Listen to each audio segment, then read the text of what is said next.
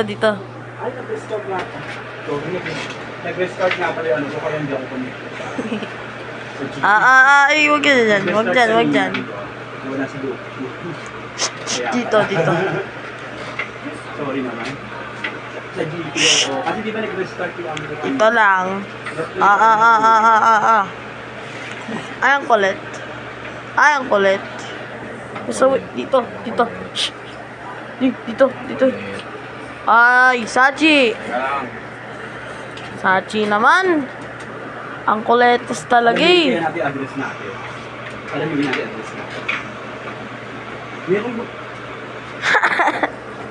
Meron bibiyahe sa ang taga sabi ni 3 hours.